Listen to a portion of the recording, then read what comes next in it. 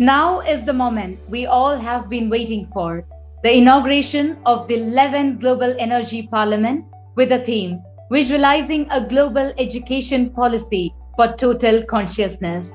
It's an honor and privilege to invite the Honorable Minister of State for External Affairs, Government of India, Shri V. Muralidharan, for the inaugural address. So please. His Holiness Jagadguru Swami Isha, Dr. M.R. Tampan, Secretary of Global Energy Parliament, other distinguished speakers and guests who have joined this virtual program of the Global Energy Parliament. I'm happy to be part of the 11th session of the Global Energy Parliament, organized by Isha Vishwa Prajnana Trust. India's great heritage of education, both in theory and practice, have much to offer the world. It has an ancient tradition of integrating objective and subjective knowledge and achieving the full development or total consciousness of the individual. I am aware that at this 3-day session, the Global Energy Parliament has gathered great global thinkers and practitioners in education from around 40 countries to create a new global education policy.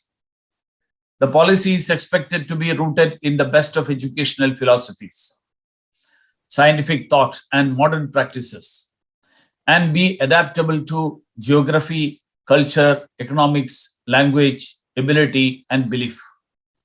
I'm also aware that the Global Energy Parliament is a parliament of volunteers who feel a responsibility to the world, who form an international body working for science, sustainability, and peace. Since 2010, annual international sessions of Parliament have been held on issues of international importance, from living in harmony with nature to sustainable economics.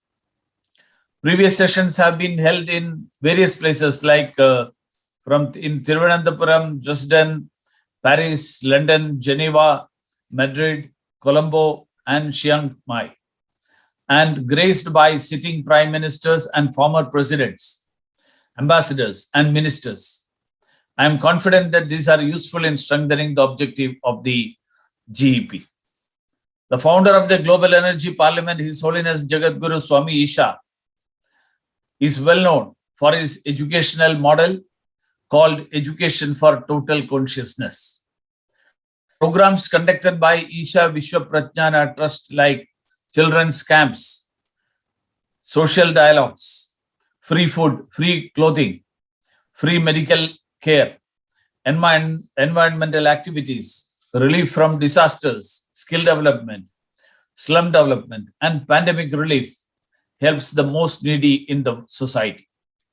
In recognition of the Isha Vishwa Prajnana Trust's global contributions to education and society, the UN's Economic and Social Council awarded it with the consultative status in 2015.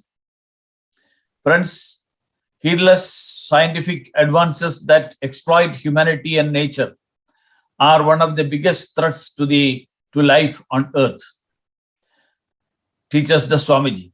For this reason, he began to work to improve public scientific literacy, especially about the plane of energy. He teaches that we are all made of energy, and based on the frequency and wavelength of the fundamental unit of vibration, different qualities manifest. Applying this knowledge is the responsibility of every global citizen. And with this view in mind, Swamiji has set up the Global Energy Parliament. Swami Isha says that knowledge becomes complete when knowledge of the outer world is integrated with knowledge of the inner world, and both are given equal importance.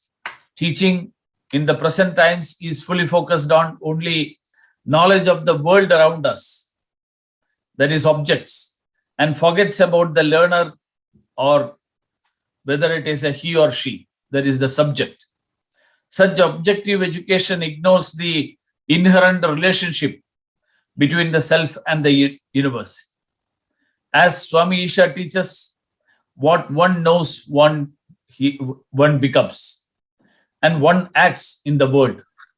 Therefore, everything comes down to how a man is educated.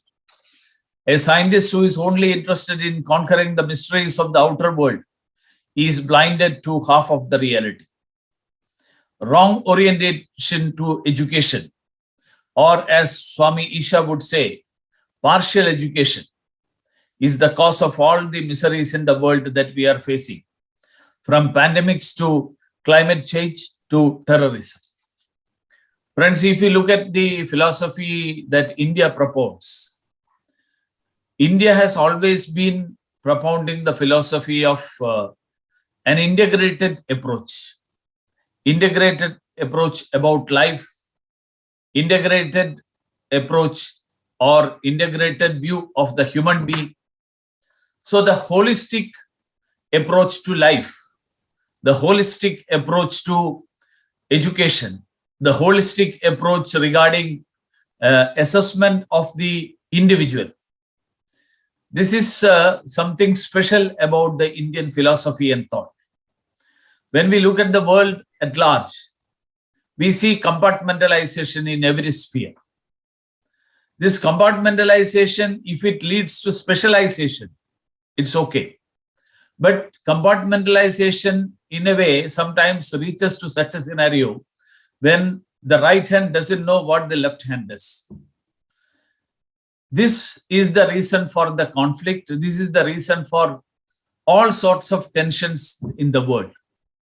So, a holistic approach to life, that's the only solution. And if that has to be achieved, education also should convey this approach. Education should have this approach. So I'm sure this that the Energy Parliament, Global Energy Parliament, that is aiming to create this awareness, a sort of a consensus on this at the global level. I'm sure that the governments of the various countries, the educational thinkers and philosophers, they would definitely get very useful feedback from the Global Energy Parliament that is being organized. And the need of the hour, the present world, which is having a lot of conflicts, a lot of tensions, these can be addressed only by having a holistic approach to life. And for that, I am sure that the Global Energy Parliament taking up such a very vital topic, which is most relevant to the present scenario, it will definitely of help. I am sure that this concept will gain wider acceptability in the course of time. And this Global Energy Parliament, which is going to discuss this aspect, this will be in the coming days, the deliberations that will be held, that will definitely contribute in the development of such an approach and a consensus having arrived on this topic. So, friends, it's my great pleasure to inaugurate this 11th session of the Global Energy Parliament.